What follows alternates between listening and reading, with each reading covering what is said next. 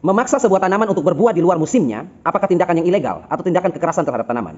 Bisa kita katakan legal dan bisa kita iakan tindakan-tindakan seperti itu dengan memaksa tanaman, menyuntikkan atau menyemprotkan dengan zat-zat kimia tertentu, dalam hal ini adalah ZPT atau hormon, ya. Nanti saya bahas tentang ZPT dan hormon. Dilegalkan apabila dalam momen-momen tertentu atau keadaan terdesak atau faktor X, ya. Artinya tidak dipergunakan secara komersil atau digunakan secara terus-menerus kontinu, ya. Kalau Anda menggunakan zat-zat kimia berbahaya ini seperti hormon, ZPT dan lain sebagainya, untuk merangsang tanaman Anda yang musiman yang aturannya 1 tahun dia berbuah sekali, dipaksa untuk berbuah 1 tahun 2 kali atau berbuah 2 kali dalam semusim, maka itu adalah tindakan yang ilegal dan itu pengrusakan dan penyiksaan terhadap tanaman. Hormon apa yang akan kita bahas ini? Hormon atau ZPT yang mau kita bahas ini bernama Paclobrutasol. Paclobrutasol ini mungkin terdengar sedikit aneh di kuping Bapak Ibu karena Bapak Ibu sering mendengarkan ZPT itu ya yang paling familiar apa? Auksin, pertumbuhan, sitokinin, pertumbuhan tunas, ranting, cabang dan lain sebagainya. Kemudian apa? Giberalin, giberalin untuk pembungaan, fase generatif dan pembuahan. Kita terlalu banyak berkecimpung di 3 ZPT itu ya. Hari ini saya akan kenalkan untuk Bapak Ibu semua satu ZPT yang sifatnya malaikat bisa juga jadi iblis. Terkadang dia bisa jadi malaikat dan dalam waktu tertentu dia bisa jadi iblis dan berbahaya untuk Bapak Ibu dan tanaman Bapak Ibu. Itu yang tadi saya sebut dengan hormon atau ZPT Paclobrutasol tadi. Nah, inilah saya tampilkan nih. Ini satu jenis hormon sama dengan teman-temannya auksin, sitokinin, giberalin dan masih banyak hormon yang lain. Kita fokus pada dia karena dia ini sifatnya sangat sakti sekali.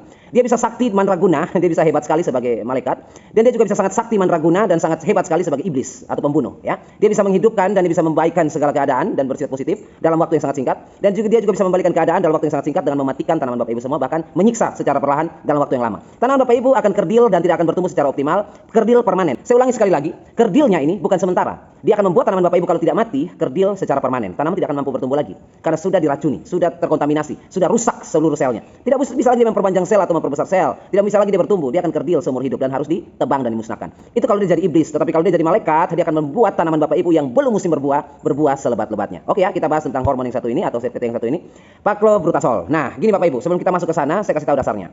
Ada yang aneh ketika kita mengucapkan ZPT dan hormon. Itu sesuatu hal yang terlihat sama tetapi berbeda, ya. ZPT itu disamatkan pada tumbuhan.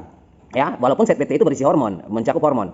Tetapi dia tidak bisa disamatkan pada makhluk yang lain. Saya kasih contoh sederhana. Misalnya, kalau kita berbicara soal ZPT, konotasi ZPT itu jatuhnya pada tumbuhan, ya. Orang di dunia pertanian, perkebunan, ya, tanaman hias, ya, tanaman air dan lain sebagainya, mereka akan berbicara soal ZPT, mereka tidak akan berbicara soal hormon karena hormon itu universal, umum.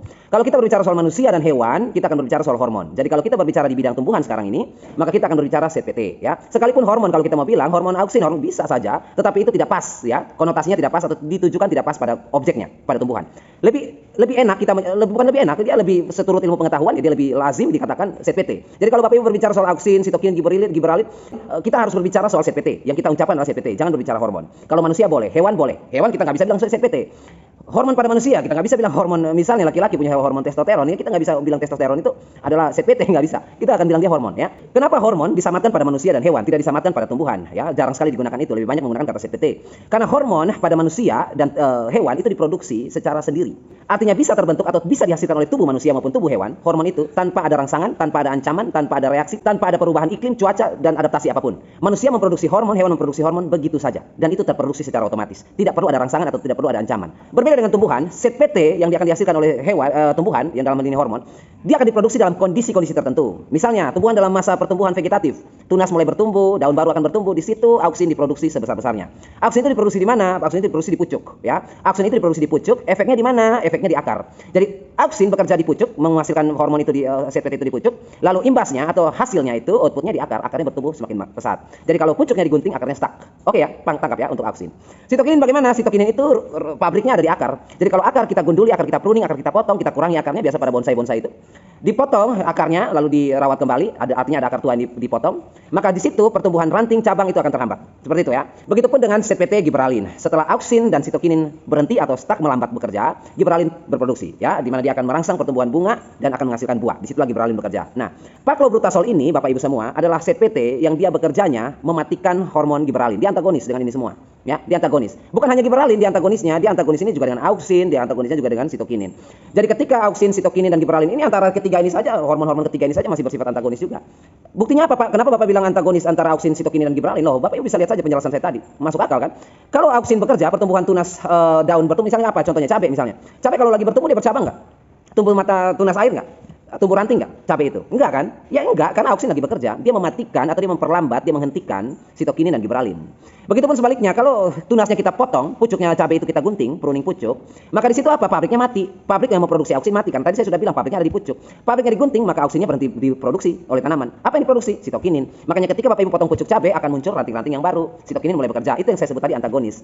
Kalau misalnya auksin bekerja, sitokinin berhenti, giberalin berhenti. Kemudian misalnya kalau sitokinin bekerja, auksin berhenti, giberalin berhenti. Ada pekerjaan mereka tetapi kecil, tidak besar karena bukan ranah mereka untuk bertumbuh atau untuk dihasilkan seperti itu, karena ada perlakuan. Itu yang saya katakan perbedaan antara ZPT dan juga hormon. Manusia tanpa ada perlakuan itu, kita menghasilkan hormon-hormon itu terus. Tubuh kita menghasilkan hormon, kita makan, kita minum, ya, kita makan bergizi, nutrisi yang tinggi. Tubuh kita akan memproduksi hormon itu tanpa ada bahaya pun dia tetap memproduksi, tanpa harus apapun dia tetap memproduksi. Itu bedanya manusia dan hewan dan tumbuhan. Manusia dan hewan tetap memproduksi ya, makanya disebut hormon. Hormon itu konotasinya dalam ilmiah ya. Hormon itu konotasinya diproduksi tanpa ada rangsangan atau tanpa ada perlakuan, dia tetap terproduksi secara stabil. Tetapi ZPT akan diproduksi kalau ada unsur-unsur X atau faktor luar biasa ya. Jadi untuk awal dasar kita mempelajari atau mengetahui ZPT dan hormon, saya rasa itu sudah cukup luas untuk Bapak Ibu tangkap dan cermati ya. Kita lanjut kepada ZPT Paclobutazol tadi yang sifatnya antagonis terhadap auksin, sitokinin maupun giberalin tadi ya. Paclobutazol ini Bapak Ibu semua, kalau kita spray ke daun, ya dia mampu masuk ke dalam daun sekalipun tidak 100%. Tetapi ada beberapa partikel yang bisa masuk ke dalam tubuh tanaman dan mempengaruhi, mengisolasi, dan dia menginvasi istilahnya. Menginvasi itu artinya dia memonopoli, dia mengatur semua. Setelah dia masuk dia mengatur semua. Dia menginvasi, dia menghentikan semuanya. Dia mengatur sesuai dengan kemauan dia. Itu kemampuan dari paclobutazol tadi, ZPT ini. Kalau dia masuk ke dalam tubuh tanaman, maka dia akan menghentikan semua pertumbuhan auksin. Pertumbuhan auksin apa Bapak Ibu? Tunas. Pertumbuhan tunas batang ya. Artinya daun mekar, daun baru tumbuh, batang memanjang ya, ranting membesar dan lain sebagainya. Itu pertumbuhan auksin. Pertumbuhan auksin itu akan dihentikan. Apa jadinya kalau pertumbuhan auksin dihentikan? Tunas tidak lagi bertumbuh, daun baru tidak mungkin lagi tercipta. Batang akan membesar? Tidak. Batang akan memanjang, pertumbuhannya akan meninggi? Tentu saja tidak, karena auksin sudah dihentikan, auksin sudah dinonaktifkan oleh paclobutazol tadi. Sitokinin bagaimana? Sama, sitokinin pun dihentikan. Pertumbuhan ranting, pertumbuhan cabang pun dihentikan. Jadi tanaman ini tidak bertumbuh tunas, tidak bertumbuh ranting juga atau cabang juga. Ya, jadi dia stuck di situ. Kemudian apa yang dirangsang? Dia memonopoli pekerjaan giberalin, fase generatif, pembuahan-pembuahan. Dia bilang kamu kerjanya nggak bagus, kamu giberalin, kamu ece-ece, kamu abal-abal kamu. Kamu prosesnya lama banget, lelet kamu. Sini saya yang ambil alih pekerjaan ini. Langsung dimatikan semua sistem sel ya untuk pertumbuhan dan diarahkan semua karbohidrat hasil fotosintesis mengarah kepada pembuahan. Alhasil apa? Setelah kita semprotkan, kita aplikasikan, kita injek, kita suntik, maka paclobutazol itu langsung membuat tanaman Bapak Ibu berbunga dan berbuah. Karbohidrat, glukosa, ya, energi yang dihasilkan dari fotosintesis yang tadinya mau digunakan tanaman ini untuk menumbuhkan ranting, menumbuhkan tunas, menumbuhkan akar, diambil semuanya, dijajah, dicuri semuanya, dikeruk semuanya untuk diarahkan pada pembungaan. Seperti itu yang saya bilang tadi, malaikat bisa jadi iblis dia ya. Kalau dia jadi malaikat kerjanya sangat luar biasa, malaikat yang sangat baik, tetapi kalau dia jadi iblis, iblis yang sangat jahat ya. Diambil semua karbohidrat, diambil semua glukosa, diambil semua energi, diambil semua air dan dia sodorkan kepada bunga dan buah. Langsung secara otomatis berbuah dan berbunga. Tanaman Bapak Ibu setelah diaplikasikan ZPT paclobutazol tadi ya. Dia langsung memonopoli dan dia mengatur semua. Nah, apa jadinya kalau itu tetap kita gunakan? Itu yang tadi saya bilang.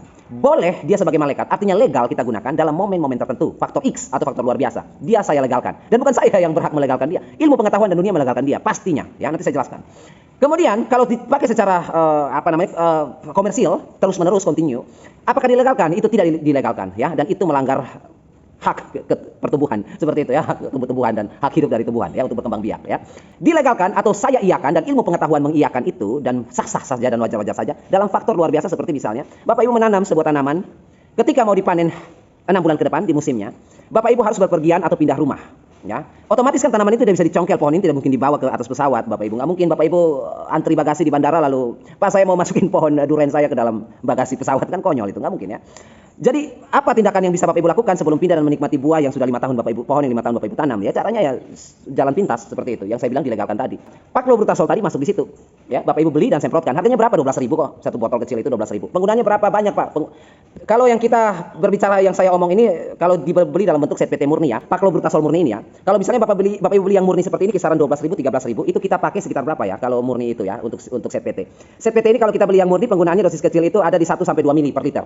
1 sampai 2 mili per liter itu kisaran berapa itu? 10 sampai 15 tetes ya. 10 sampai 15 tetes itu kurang lebih 1 sampai 2 mili itu ya. Jadi Bapak Ibu bisa menggunakan itu per liter itu ya. Untuk diaplikasikan bisa disemprot atau diinjek langsung, disuntik langsung ke jaringan silem atau floemnya ya, di epidermi kulitnya. Kebanyakan dilakukan dengan cara spray atau semprotan ya di bagian bawah daun. Nah, faktor luar biasa itu seperti Bapak Ibu mau pindahan dan tidak mungkin membawa tanaman itu, tetapi mumpung belum pindah Bapak Ibu mau menikmati buahnya, mau dimakan dulu sebelum pindah. maka itu bisa dilegalkan dan itu diayakan, bisa digunakan dalam faktor luar biasa seperti itu. Misalnya mau mudik, mau bepergian ke pulang kampung, mau liburan dengan keluarga 2-3 bulan di kampung halaman ya, itu bisa dilegalkan. Karena ketika Bapak Ibu mudik, Bapak Ibu menghitung bahwa ketika saya balik dari kampung halaman saya, tanaman ini sudah tidak lagi berbuah karena sudah lewat musimnya. Mungkin buahnya sudah tidak ada yang panen dan gugur berjatuhan di tanah, tidak ada mengkonsumsi dia. Jadi untuk sebelum saya berangkat, saya pakai hormon ini sehingga sebelum saya mudik, saya bisa menikmati buahnya, lalu saya mudik. Jadi pada saat musimnya, dia berbuah atau tidak, whatever, karena saya udah ada di kampung halaman saya. Itu dilegalkan atau itu diiyakan. Itu bisa-bisa saja kalau faktor itu. Tetapi untuk penggunaan secara komersil, continue, terus-menerus, tidak dilegalkan. Karena apa? Karena kalau kita menggunakan Paclobrutasol ini dalam waktu yang terus-menerus Bapak Ibu, awal-awal itu Bapak Ibu akan melihat tanaman Bapak Ibu berbuah 2 kali dalam 1 tahun. Tetapi lama-kelamaan Bapak Ibu secara tidak langsung menghambat pertumbuhannya dia. Kalau dia tidak bertumbuh, dia akan stuck dulu. Kemudian kalau musim berikutnya dia tidak lagi bertumbuh, dia stuck lagi, stuck, dia akan permanen. Di mana dia tidak bisa lagi bertumbuh untuk memanjang dan melebar. Tanaman tidak pohon Bapak Ibu tidak akan lagi membesar batangnya, tidak akan lagi meninggi. Dia kerdil secara permanen, secara terus-menerus. Dan alhasil apa? Pertumbuhan yang kerdil itu tidak akan mengharapkan buah atau hasil yang produktif Bapak Ibu. Harus dipotong, harus dipanen. Itu kalau dia jadi iblis, itu yang saya bilang. Iblis yang sangat menakutkan dan sangat jahat sekali kalau dia bersifat antagonis atau bersifat jelek. Tetapi dia akan menjadi malaikat yang baik untuk Bapak Ibu dan segera dia bekerja dengan cepat untuk memenuhi kebutuhan Bapak Ibu sebelum pindah rumah atau sebelum mudik. Waktu yang Bapak Ibu aplikasikan kurang dari 1 bulan dia berbunga. Sebaik itu kalau dia jadi malaikat. Tetapi kalau Bapak Ibu mau menggunakan terus-menerus, maka dia akan menjadi iblis. Sama seperti Bapak Ibu pernah mendengar istilah anestesi. Anestesi itu adalah ya bahasa awamnya apa? Bius ya. Kalau kita mau melakukan sebuah operasi ya, itu kita akan diberikan anestesi atau akan diberikan bius ya. Ada dokter spesialis untuk datang untuk meneliti kita.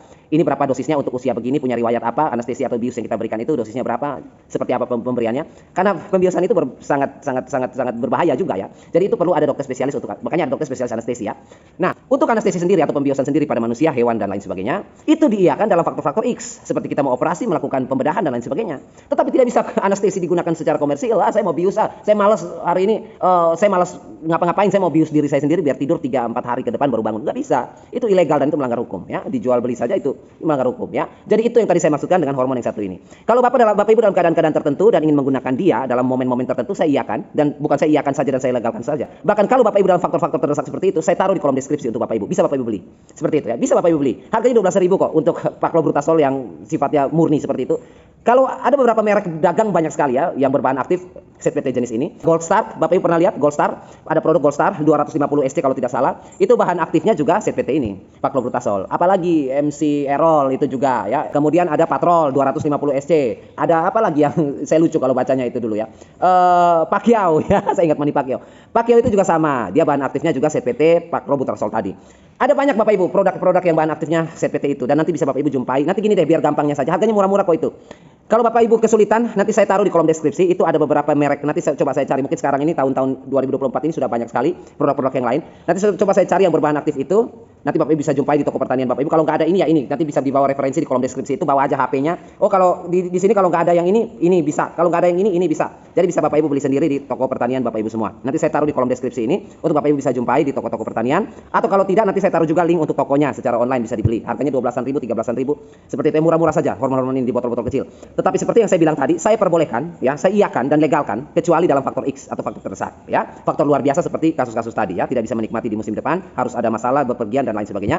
Bapak bisa menerapkan itu untuk mencicipi buahnya sebelum berangkat atau sebelum pergi atau sebelum pindah rumah ya. Itu bisa dan itu legal ya. Atau tanaman mau dipangkas, mau ditebang ya ada juga yang seperti itu ya.